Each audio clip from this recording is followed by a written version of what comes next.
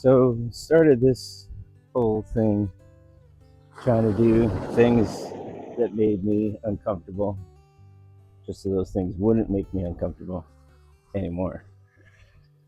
And I kind of deviated from that because I guess I started getting comfortable with putting the videos out there and stopped doing things that were uncomfortable to me.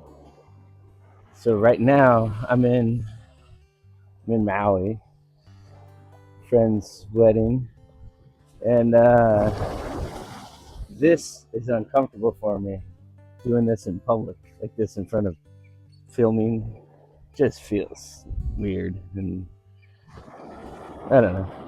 Anyhow, I want to walk past people talking to myself and try to not give a shit.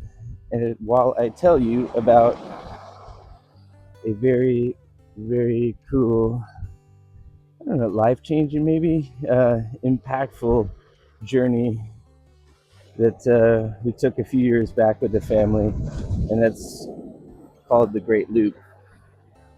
And if you're not familiar with the Great Loop, there's certainly much better videos to go learn about it than here. But this will be our story of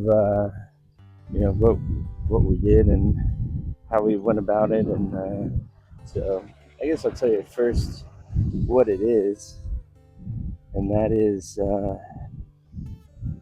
it is a circumnavigation, I guess you could call it, of half the United States. A lot of people don't even know that this is an option, like that you can do this. And so essentially, you take a boat down the rivers, like the Mississippi, Ohio, Illinois, Tenn-Tom, Tennessee, down to Mobile, Alabama, from the Great Lakes, around essentially around the whole eastern half of the United States, and all by boat. It's all interconnected. There's a lot of locks where the water levels change, right? And so you descend as you're going down south, and then but we didn't get to do the last half. That's because we went to the Bahamas, and it was 2.5 months that we were there, and that was put the visa as long as we possibly could, and then we just stayed there every day because it was just amazing. So what I'm going to do is just send a bunch of pictures with this, and just show everywhere we went, and hopefully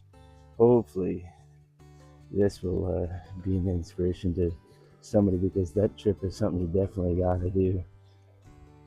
The Great Loop is it is a challenge, but it's not like dangerous or scary or anything like that. It's doable no matter what your experience is. We ran across people of all different levels and abilities, and it was yeah, I mean, you figure it out, and it doesn't have to cost that much either. What it costs is time, and it generally takes about a year to do it. Some people do it a lot quicker than that. Morning. And yeah, it's like I'm talking to you while there's other people around. So yeah, this is a busy pathway. Maybe I didn't get out early enough, I guess. So as I'm still learning how to put these videos together, kind of tell these stories. This one we told in a few different ways, I guess. These are probably some of my first videos of actually talking to the camera. This was back in 2021 when we started on the trip, and I did it because I wanted to keep like a log essentially, and just something to remember everything by. But I just, like everything else, just didn't do it. And so I figured, as I'm cruising down these rivers for 8 hours a day or more, oftentimes by myself, I was had somebody to talk to, I guess. So you'll see some of these segments will be me talking to the camera, almost like a. But I'll be putting the pictures of where I was and each area and things like that over, so it looks like a voiceover. This is recorded years afterwards, just I guess telling you more info about the trip and maybe why you should do it. And it's of all the things I've done in my life, this is the one thing that people seem to be the most interested in and ask the most about. And a lot of times people are like, oh, he talk to Stuart, he did the looper. So a lot of people, like a lot of people kind of have this in the back of their head as something that they want to do.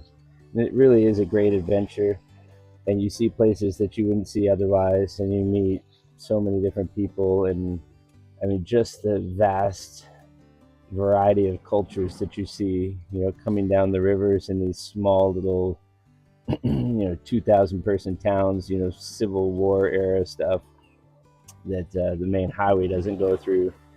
So you're in these tiny, tiny little towns, and to coming down into the Keys and Miami, and then going to the Bahamas, and that's a totally different culture. And then the East Coast, and I mean it really is the Great Lakes.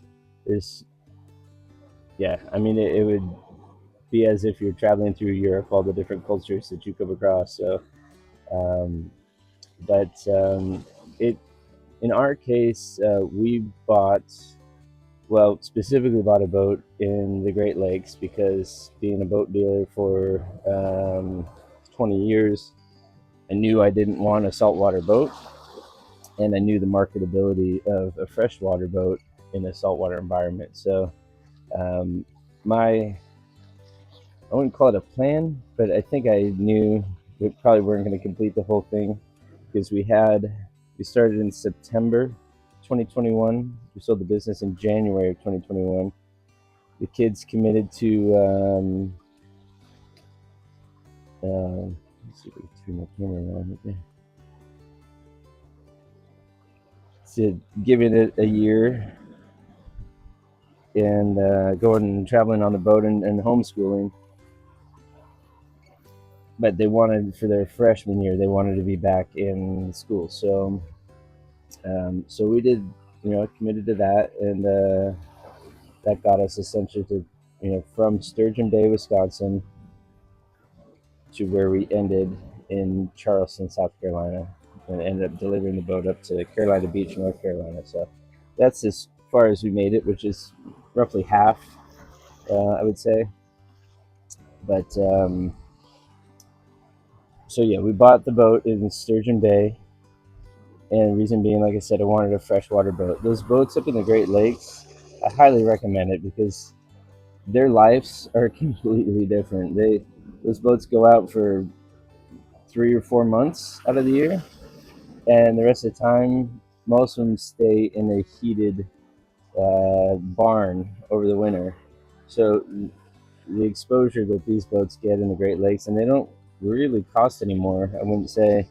And even if they do, it's worth it because if you're looking at a 10 or 20-year-old boat, the difference of having that be a freshwater boat versus saltwater is crazy. We could see it. Ours was a 2012 Prestige 60 Fly, so it was like a sedan style where you walk in from the back. This will show you a walk through here, and then there's a fly bridge up on top. So kind of minimal stairs, whereas a lot of the aft cabins are pretty common boats for the loop, and to me those are just stairs up, stairs down. There's just lots of stairs, and that becomes tedious, I think, but and kind of dangerous too. I mean, I broke my collarbone, I'm pretty sure, on our stairs. um, yeah, separate story, but yeah, so our boat was on the bigger side, but we had the two kids, and then a couple others, Alyssa and Tyler that would come and visit, and so yeah, we needed the space. So this boat was essentially 4 bedrooms and 4 heads. So yeah, it worked out, and it's hard to travel light, So you just kind of you think you're bringing all the things you need, and it just starts piling up. I mean, built bike rack and board racks for the paddle boards up on the bow, kind of like a roof rack kind of system that I put up there, and um, but a lot of the things you think that you need or you're gonna do, you don't, you know, until you're doing it, you're like you don't really know what you're gonna need or how you're gonna do it. There's so many videos of people doing the loop and that kind of thing. Wow. So just got off that trail, and this is certainly a reminder for me of one thing that I don't think I want anymore in my life is these touristy resort area stuff. This is kind of where the Great Loop was such an awesome experience. Is that, I mean, you're taking your home and traveling with your home, similar to an RV, going to RV, I guess campgrounds or something, but you're just going to marinas or better yet, anchorages. Where you're very isolated. It's really up to you. Here, this place is going to be a madhouse later on today. Right now at 7:30, there's not many people out, but that trail was overwhelming. Like, I couldn't even do the video because it was just so obnoxious, so many people. I'm one of them, so not bitching. Just it's clear to me. It's kind of a reminder that not really what I looked for, I guess, or anything. It just makes me appreciate what we did on our trip and in the Bahamas and being on the boat and the isolation and, you know, some better connections with like-minded people, I suppose. So, yeah, I think it's time to go swimming. Maybe snorkel. Snorkeling's good. Starting with our journey there, we took our RV from Las Vegas, drove it across the country. We had a buyer already lined up, and so I made him take delivery in Sturgeon Bay, so that worked out good. We visited friends along the way, got to go out on the Mississippi on our friend's Malibu, and took us out surfing with the kids. And on the trip, it was me and Lars, Sydney, and their grandmother. But, yeah, we had a good time. This is our first kind of experience on the rivers. Here's the RV for the last time getting delivered, and us moving on to the boat. So I guess we'll continue on the story in part 2 of us getting onto the boat and some of the challenges and lessons we learned and things we had to just changes, modifications, things like that to get the boat ready for our journey. So stay tuned and make sure you subscribe and hit that notification bell, and you will see when we post the next one here pretty soon. Thanks for watching.